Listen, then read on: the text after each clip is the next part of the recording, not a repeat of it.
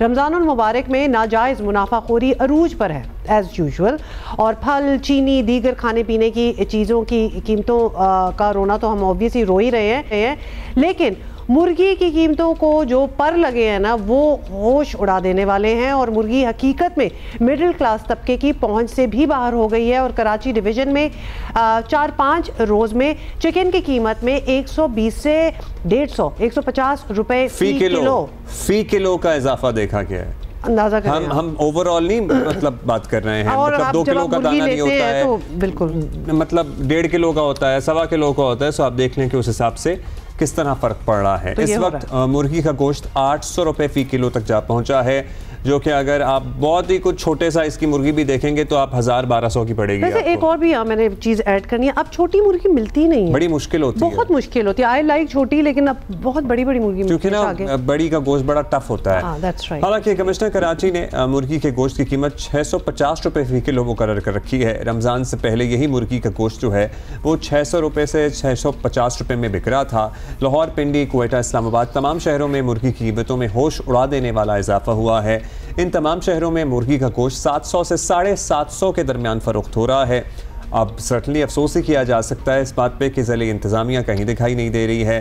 कराची में poultry association ने खबरदार कर दिया है कि अगर डिस्ट्रीब्यूटर्स ने बर वक्त सप्लाई शुरू ना की तो वो जुमेरात से हड़ताल कर देंगे। और हड़तालों का मतलब क्या होता है ना, आपको पता है, कीमतों में और ज़्यादा इजाफा हो जाता है। गुलाम खलीक हमारे साथ हैं, सीनियर नायब सदर पाकिस्तान पोल्ट्री एसोसिएशन है।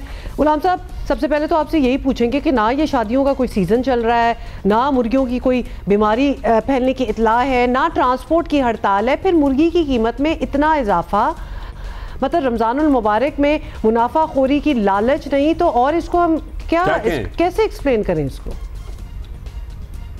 सबसे पहले शुक्रिया जी, आपने पाकिस्तान पोल्ट्री एसोसिएशन का मौक़िफ़ लिया। बिल्कुल ठीक कह रहे हैं। इस वक्त जो चिकन की जो प्राइसेस है वो ज्यादा है।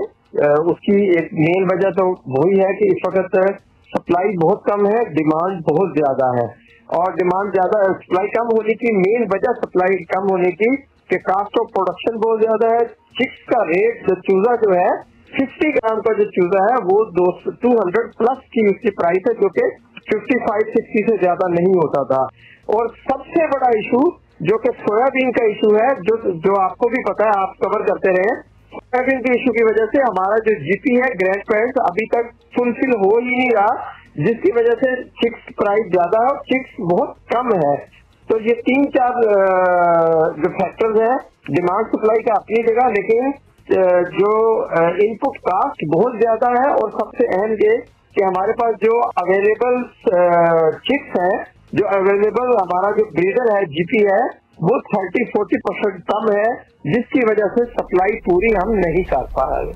खलीक साहब, ये सब आज के मसाइल तो हैं नहीं। डीसी रेट या सरकारी निर्ख जो मुकर्रर किए जाते हैं उन पर अमल दरामद कभी नहीं देखा गया है। अगर ये रेट आपके लिए काबिल कबूल नहीं है तो फिर आप लोग हुकूमत से बात करें, आवाम पे क्यों जुल्म करते हैं?